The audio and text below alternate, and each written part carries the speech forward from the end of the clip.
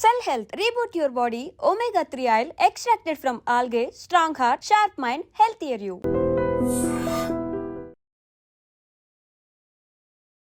Welcome to iDream media. So జనరల్గా మోకాలు నొప్పుల సమస్య ఒకప్పుడు చాలా పెద్ద ఏజ్లో ఈ ప్రాబ్లం చూసేవాళ్ళము. ఇప్పుడు చిన్న ఏజ్లో ఈ ప్రాబ్లం అనేది వస్తూ ఉంది. రకరకాల ట్రీట్మెంట్స్ చెప్తూ ఉంటారు. అయితే ఆయుర్వేదం ఈ మోకాలు నొప్పుల గురించి ఏం చెప్తుంది, దీన్ని తగ్గించుకోవడానికి ఎలాంటి చిట్కాలు ఉన్నాయి, పూర్తి వివరాలు తెలుసుకుందాం. మనతో పాటు ఉన్నారు ప్రముఖ ఆయుర్వేద వైద్య నిపుణులు డాక్టర్ సుబ్రహ్మణ్యం గారు from Amrutham ayurvedic hospital. Doctor గారు నమస్తే అండి. నమస్తే అమ్మా. మోకాల నొప్పులు సమస్య, ఈ సమస్య అందరికీ ఉంటుంది. సో కొంచెం మెట్లకి దిగితే కూడా మోకాలు నొప్పులు వస్తున్నాయి అని చెప్తూ ఉంటారు. సో ఈ సమస్య తీవ్రమైతే ట్రీట్మెంట్ కోసం వెళ్తూ ఉంటారు. అసలు మోకాలు నొప్పులు ఎందుకు చిన్న వయసులో వస్తున్నాయి, ఎట్లా గుర్తించాలి, దీని గురించి ఆయుర్వేదం ఏం చెప్తుంది? మీరు ఒక calcium, iron, B12, D vitamin ఎవరైతే ఈ నొప్పులు వస్తున్నాయో వాళ్ళందరూ ఈ 4 టెస్టులు ముందు ఒకసారి టెస్ట్ చేసుకొని చూడాలండి. తర్వాత ఇంకోటి 5వది సిబిపి అంటే కంప్లీట్ బ్లడ్ పిక్చర్. దీంట్లో ఏదో ఒకటి లోపం ఉంటుందండి. ఈ మోకాళ్ళ నొప్పులను వచ్చిన వాళ్ళల్లో ఎవరికి చూసినా ఈ 5 రక్తమైనా తక్కువ ఉండడం, లేదా కాల్షియం తక్కువ ఉండడం, లేదా ఐరన్ తక్కువ ఉండడం, లేదా B12 తక్కువ ఉండడం, లేదా డి విటమిన్ తక్కువ ఉండడం. దీనివల్ల ఇప్పుడు B12, డి విటమిన్ అనేది లేకపోతే కాల్షియం సరిగా అబ్జర్వే కాదు. దాంతో కాల్షియం అబ్జర్వ్ కాలేకపోతే బోన్స్ స్ట్రెంతే ఉండదు. అవును, ఫస్ట్ అక్కడ. తర్వాత వీళ్ళకు ఈ లోపం వల్ల ఇక చాలా రకాల అనారోగ్య సమస్యలు వస్తుంటాయి. దీన్ని ఒక వయసు దాకా ఎవరు గుర్తించట్లా. నాకు బాగానే ఉంది, నేను బాగానే చేస్తున్నాను అనేసి. ఆ తర్వాత ఈ సమస్యలు తీవ్రమైన స్థాయిలో డాక్టర్ దగ్గరకు వస్తున్నారు. ఇంకొకటి ఏంటంటే ఇప్పుడున్న ఆహార విధానము, జీవనశైలి వల్ల ఏ నొప్పులు లేకుండా ఉండేవాళ్ళు చూడలేకపోతున్నాం. ఉదాహరణకు నా దగ్గరకు వచ్చిన ఒక ఈ జిమ్నాస్టిక్స్ ఇట్లాంటివి నేర్చుకుంటున్నామని, డ్యాన్స్ నేర్చుకుంటున్నామని, లేకపోతే ఇలా స్కూల్ పిల్లలు వాళ్ళు డ్యాన్స్ నేర్చుకోవడం, లేదా జిమ్నాస్టిక్స్ నేర్చుకోవడం, ఎక్సర్సైజ్కి వెళ్ళడం, జిమ్లకు వెళ్ళడం, ఇలాంటి వాళ్ళే ఈరోజు నొప్పులతో బాధపడుతున్నారు. ఒక్కోసారి వాళ్ళు వాటికి వెళ్ళలేకపోతున్నారు. కారణం ఏంటంటే చిన్నప్పటి నుంచే వాళ్ళకి సఫిషియెంట్ డి విటమిన్ ఉండట్లా. అంతా మొత్తం బాడీకి అంతా ప్యాక్ చేసి స్కూళ్ళకు, కాలేజీలకు పంపిస్తున్నారు. షూల దగ్గర నుంచి టైల్ దాకా, గొంతు దాకా బిగించేసి మొత్తం అంతా ఇవన్నీ వేసి కట్టేసి, ఇప్పుడు బ్లౌజర్స్ లేకుండా కానీ, లేదంటే కోట్ లేకుండా కానీ, లేకపోతే ఫుల్ హ్యాండ్స్ ఇవి లేకుండా ఇలా అసలు స్కూళ్ళలో కానీ మనం ఎక్కడ కాలేజీలో కానీ చూడలేకపోతున్నాం. ఇదొక అంతా మొత్తం కట్టేసి పెట్టేసినట్టు వెళ్తున్నారు. ఇంకా వీళ్ళు వెళ్ళి ఏసీ బస్సుల్లోనో, ఏసీ కార్లోనో, లేదా ఏదో కొంత సన్ ఎక్స్పోజర్ ఉంటుంది తప్ప మిగతా అసలు శరీరాన్ని బట్టలు ఇప్పేసి ఒక డ్రాయర్తోనో, ఒక చెడ్డీ లాంటి వాటితోనో, లేకపోతే ఒక మినిమం డ్రెస్తోనో వాళ్ళు బయట కనీసం గంట కూడా ఉండే అవకాశాలు లేదు. ఒక వ్యవసాయం చేసే వ్యక్తి తన ఓన్లీ ఒక పంచె కట్టుకునో, చెడ్డీ వేసుకునో వెళ్ళి చక్కగా పొలంలో వర్క్ చేస్తున్నట్లయితే అతని పని అవుతుంది. దానికి ఎండకు వల్ల డి విటమిన్ సఫిషియెంట్గా వస్తుంది. ఇక వీళ్ళు తీసుకునే ఆహారంలో రొటీన్ ఫుడ్ ఉంటుంది ఎక్కువగా. ఒక బియ్యం తీసుకొని, ఒక మినపప్పు తీసుకొని, దాంతో ఇడ్లీ, దాంతోనే దోశ, దాంతో ఇంకా వెరైటీ రొట్టెలు, దాన్నే నూనెలోకి వేసి ఇంకొకటి, ఇప్పుడు దాంతోనే మసాలా ఇడ్లీ, మసాలా దోశలు, రోజు ఇదే ఐటెం. మళ్ళీ సాయంత్రం వచ్చేసరికి ఏ చపాతీ, గోధుమలతోనో పూరి, లేకపోతే చపాతీలు. ఇది అంటే న్యూట్రిషన్ ఉండే పదార్థాలని వీళ్ళు ఎవ్వరూ ఎక్కడా తీసుకోవడం లేదు. వీటినే టేస్ట్ మార్చి తీసుకుంటున్నారు, మార్పులు చేసి. కాబట్టి శరీరానికి సరిపడినంత న్యూట్రిషన్ అందట్లేదు. ఆకుకూరలు వాడట్లేదు. కూరగాయలు మా పిల్లాడు వంకాయ తినండి, ఇంకోటి బెండకాయ తినండి, ఇంకోటి బీరకాయ తినండి అని మీరు ఆహార పదార్థాలు, వెరైటీ పదార్థాలను వెతికి తీసుకోవాలి. ఇప్పుడు ఈ మనకు ఎండబెట్టిన పుట్టగొడుగుల్లో డి విటమిన్ వస్తుంది అని అంటున్నారు. ఎంతమంది ఎండబెట్టిన పుట్టగొడుగులు తీసుకుంటున్నారు? అట్లాగే ఒక వంకాయ కానీ, బెండకాయ కానీ, దొండకాయ కానీ కోసి ఎండబెట్టి ఎప్పుడైనా దాన్ని వరిగల్లాగా చేసుకొని తింటుండే వాళ్ళు ఎంతమంది ఉన్నారు? వీళ్ళకి ఎవరికి రావట్లేదు. అట్లా కూడా ఉంటుంది డి విటమిన్. అవునండి, ఎందుకంటే సన్లో ఎండబెడతారు కదా. సో దాంతో అబ్జర్వ్ చేసుకోవడం వల్ల, అలాంటి ఆహారం తీసుకోవడం వల్ల కొంతవరకు సపోర్టివ్గా పనిచేస్తుంది. ఇది కాకుండా B12 తగ్గిపోతుంది. దీనికి ఎంతను మన వాళ్ళు మాంసాహారమే అని చెప్తున్నారు. వీళ్ళు ఒక్కోసారి చాలామంది చాలా మాంసాహారాలు తిన్నా కూడా ఆ B12 రావట్లేదు. పొట్టు పదార్థాలు తింటే వస్తుంది కదా. డి విటమిన్ వస్తుందండి. పొట్టు పదార్థాలు ఇప్పుడు B12. B12 కూడా ఇప్పుడు పచ్చి మామిడికాయ తీసుకుంటే వస్తుందండి. పచ్చి మామిడికాయని తినేటోళ్ళు ఎంతమంది ఉన్నారు? ఓకే. ఎక్కడ లేదు. అది చివరికి ఆ మామిడి టెంక అంటే లోపల మళ్ళీ అది పైన దాన్ని తీసేస్తే లోపల గింజలాగా ఉంటుంది కదా, దానిలో కూడా వస్తుందని. అది B12 వస్తుందా? B12 వస్తుంది. అంటే ఈ మధ్య కొన్ని పరిశోధనలు. జీడి. అవునండి, జీడి అంటారు కదా అది. ఇలా కొన్నిట్లో B12 ఉన్నాయండి. వాటిని తీసుకోవడే అవకాశాలు లేకుండా పోతున్నాయి. ఈ మధ్య ఇది చెప్పి కొంతమంది పౌడర్ రూపంలో మార్కెట్లో దొరుకుతోంది, దాన్ని తీసుకుంటున్నారు. అట్లా తీసుకోవచ్చు డాక్టర్ గారు? కొంత మోతాదులో తీసుకోవచ్చండి, ఎక్కువ మోతాదులో తీసుకోకూడదు. అది కూడా 1/2 చెంచా మించి తీసుకోకూడదు. అంటే మామిడి టెంకల జీడి చూర్ణాన్ని. అలాగే మనకు గ్రీనరీ ఉండేవి బాగా తీసుకోవాలి. గ్రీన్గా ఉండేవి అంటే ఇప్పుడు మునగాకు తీసుకున్నా కూడా వస్తుంది. మునగాకు వండుకుంటారా అని ఒక పెద్ద ఆశ్చర్యంతో అడుగుతున్నారు. ఈ మధ్య ఇలాంటి డాక్టర్లు చెప్పబట్టి మునగాకు పౌడరు అవన్నీ కూడా, మునగాకు మీరే చెప్పారు ఎన్నో వందల జబ్బులకు అది ఔషధం అని. అవునవును. సో ఈ ఆకుకూరలు అసలు చాలా మందికి తెలియట్లేదు. ఇంకోటి అంటే ఆకుకూరలు మొత్తం అంతాను ఏదో రెడీమేడ్గా మన వాళ్ళు ఏదో పంటలేసి తీసుకొచ్చిన దాన్ని తీసుకుంటున్నారు తప్ప, వైల్డ్గా చాలా చోట్ల చాలా ఆకుకూరలు పెరుగుతాయి. మనం సేకరించుకోగలిగితే 300-400 రకాల ఆకుకూరలు సేకరించుకోవచ్చు.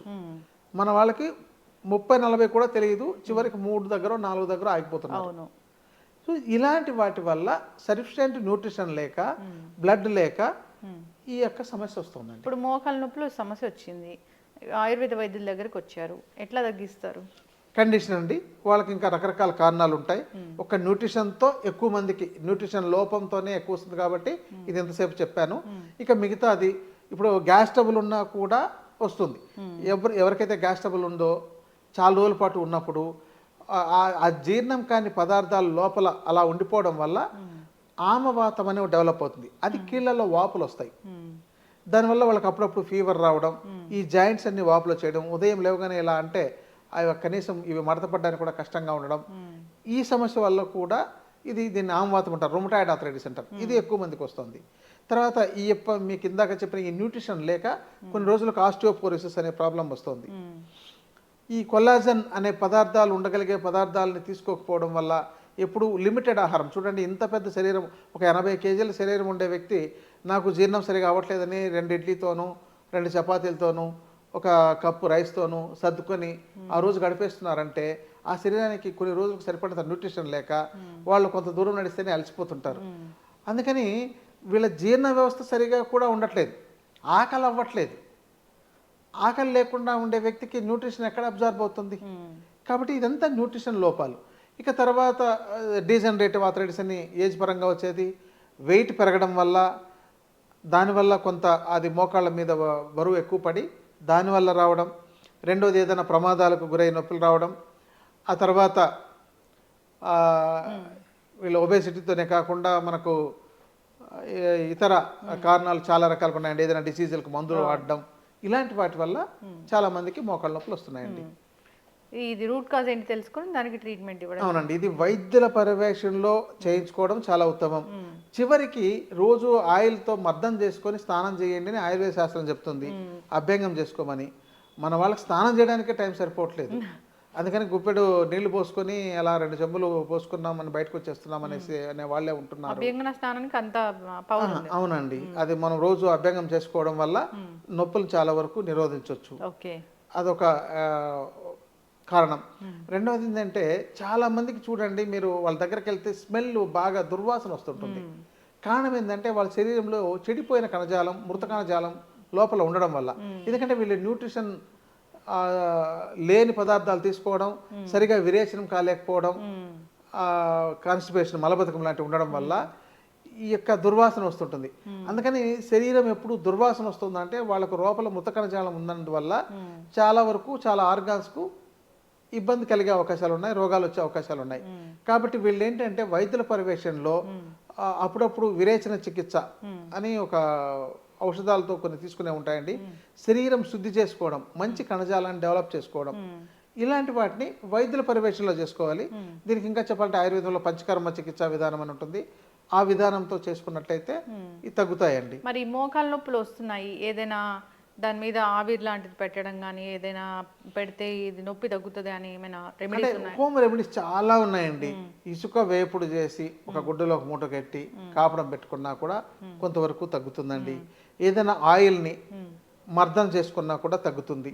అంటే దాంతో ఇంకా వాళ్ళ ఇంట్లో తయారు చేసుకోవాలనుకుంటే మంచి తైలం అనుకోండి, ఇప్పుడు నువ్వుల నూనె 1 కిలో తీసుకొని, వెల్లుల్లి బాగా దంచి, వెల్లుల్లి ఉంటుంది కదా మనకు, అది 1 కిలో తీసుకొని దీన్ని బాగా దంచేసి ఈ నువ్వుల నూనెలో కలిపి మొత్తం కలిపేసి దానికి 2 అంటే ఇది 1 కిలో నువ్వుల నూనె కిలో అయింది, 2 కిలోలు అయినాయి కాబట్టి దీనికి ఒక 4 లీటర్ల నీళ్లు పోసేసి ఇంకా మెల్లగా మరిగిస్తుండాలి స్టవ్ మీద.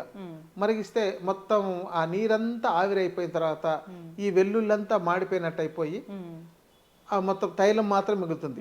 మళ్ళీ దాన్ని దించి చల్లార్చి నీరంతా పూర్తిగా ఆవిరైపోయిన తర్వాత మనకు అర్థమవుతుంది ముందు పెట్టినప్పుడు ఎలా ఉంది, తర్వాత ఎంత క్వాంటిటీ ఉందని మనకు అర్థమైపోతుంది. దాన్ని తైలపాకం రావడం అంటారు. చేసిన తర్వాత దాన్ని దించి వడబోసుకొని, అంటే ఒక గుడ్డలోకి వేసి వడబోసి బాగా పిండేసుకుంటే తైలం తయారవుతుంది. దానిలోకి కొంచెం కర్పూరము, ఈ మెంతాలను దొరుకుతుంది మనకు మార్కెట్లో, వాంపు అని అంటారు, వాంపు పుదీనా పువ్వు అంటారు, మెంతాల్, థైమాల్, ఈ యొక్క క్యాంఫర్, ఈ మూడింటిని కలుపుకోవచ్చు. లేదంటే ఏదైనా ఒక దానిలో రెండింటిని కూడా కలపవచ్చు వాళ్ళకి అందుబాటులో ఉన్నదాన్ని బట్టి. 1 కేజీకి 20 నుంచి 30 గ్రాముల మోతాదులో వాటిని ఈ మూడింటిని కలిపేస్తే లిక్విడ్ అయిపోతుంది, దాన్ని కలిపేసేయచ్చు. లేదంటే కర్పూరాన్ని కూడా కలపొచ్చు అనమాట.